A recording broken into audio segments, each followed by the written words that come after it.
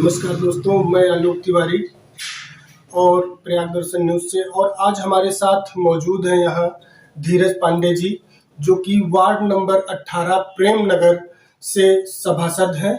आज हम चर्चा करेंगे कि सभासद के पद पर रहते हुए वार्ड में उन्होंने क्या क्या विकास किए हैं। धीरज पांडे जी से वार्ता करेंगे और धीरज पांडे जी का प्रयाग दर्शन न्यूज़ में स्वागत है। धन्यवाद। धीरज जी, आप ये बताइए, आप सभासद के पद पे 5 साल रहे हैं, इससे पहले भी आप सभासद रहे हैं क्या? जी जी।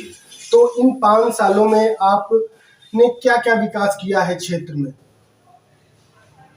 क्षेत्र में विकास के लिए कहिए या सभासद के जो अधिकार में सीमित चीज़ें होती हैं, हमने सब चीज़ों का पालन किया है और जो सभासद के बस की बातें हैं, लगभग वो सारे काम हमने अपने वार्ड के अंदर कराए। जहाँ तक बात की जाए सरकार की, इस समय केंद्र में भी और जो कि राज्य में भी योगी जी की और मोदी जी की सरकार है, और मोदी जी लगातार विकास के कार्य करने में आगे बढ़ रहे हैं। तो उनसे आपको कोई प्रेरणा मिली है? उनसे प्रेरणा लेके कोई कार्य आपने किया है नया क्या?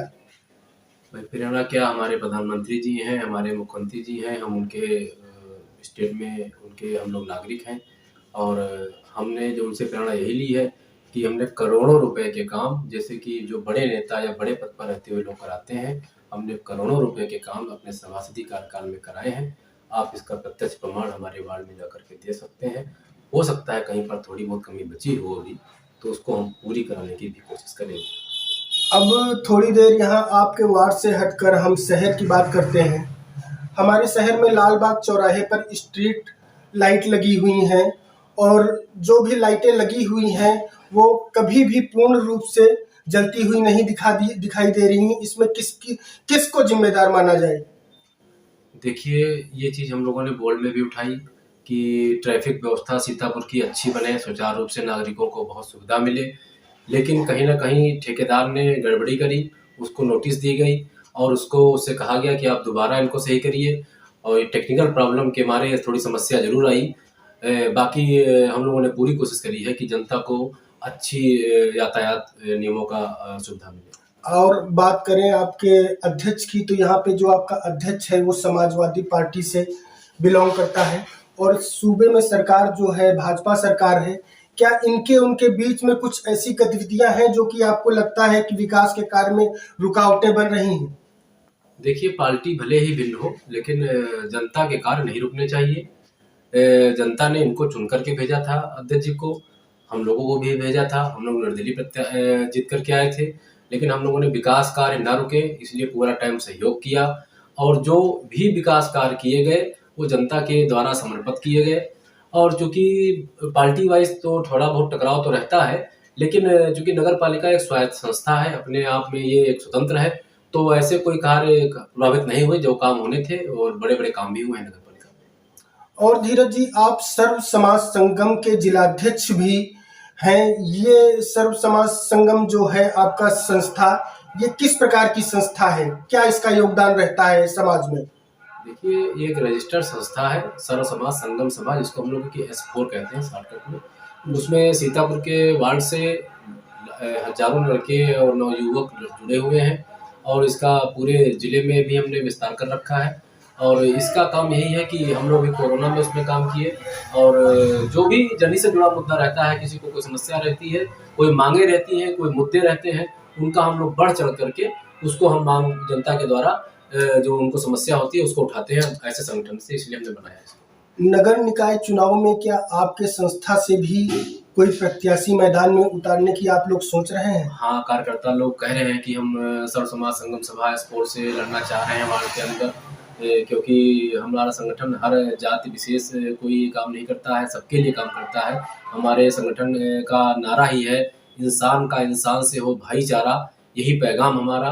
तो हम लोगों के लिए अभी ये वार्ता चल रही है, आगे जैसा भी कोई मूवमेंट होगा तो आपको बताएंगे। आपको बताते चलें, धीरज पांडे जी ने रोटी गोदाम के पास स्थित सरोजनी वाटिका में भगवान परशुराम जी की मूर्ति की स्थापना भी करवाई है, और उसका बहुत ही भव्य तरीके से उसका स्वागत किया गया था जब मूर्ति की स्थापना कराई गई थी।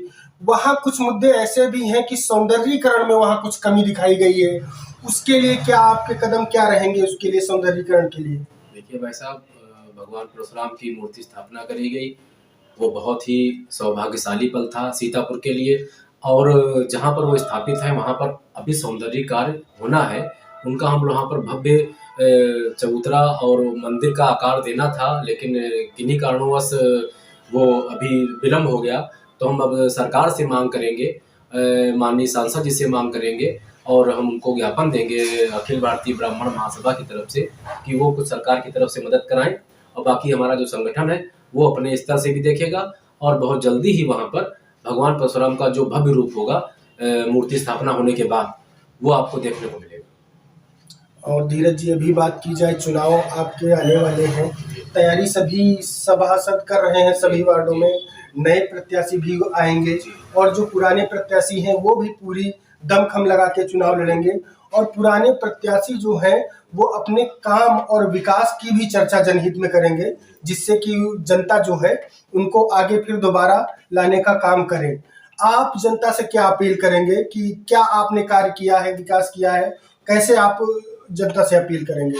देखिए, ये प्रजातंत्र है, लोकतंत्र है, इसमें कोई भी चुनाव लड़ता है, सब स्वतंत्र है, तो सब लड़ते भी हैं चुनाव। लेकिन हमारा जो लड़ने का एक उद्देश्य रहता है कि हम जन सेवा भाव से करते हैं और इसके अलावा हमारे पास कोई काम धंधा भी नहीं है। हमारा उद्देश्य केवल यही है, एक सिरे से काम है जनता की सेवा करना। एक ही काम है हमारे पास, जनता की सेवा करना। दूसरा काम ना हमने कोई बिजनेस डाला, ना हमने कोई ठेकेदारी करी, हमने केवल जनता की सेवा का काम किया है। इसलिए हम प्रत्येक घर तक, हर एक लास्ट तक, हर एक घर के शुरुआत से शुरू से एंड तक सबसे जुड़े हुए हैं डायरेक्ट। तो इसलिए हमको कोई ज़्यादा ये नहीं लगता है कि हम कोई किसी से कांटेक्ट में नहीं है। हमको सब तुरंत कांटेक्ट करते हैं, तुरंत हम उनका समाधान करते हैं। और जो भी कैंडिडेट है अपना अपना कोशिश करते हैं, वो केवल चुनाव के समय आते हैं और फिर चुनाव खत्म हो जाता है तो केवल हम ही, धीरज पांडे ही उनको मिलते हैं और हम उनकी कार्य सुनते हैं, उनका कार्य कराते हैं। दोस्तों, आज हमारे साथ स्टूडियो में मौजूद हैं धीरज पांडे जी। हम उनके साथ उनके द्वारा कराए गए विकास कार्यों पर चर्चा कर रहे थे और स्टूडियो में आने के लिए धीरज पांडे जी आपको बहुत बहुत धन्यवाद। और इसी के साथ अगले कार्यक्रम में फिर इसी समय आपको फिर मिलेंगे। बहुत बहुत धन्यवाद।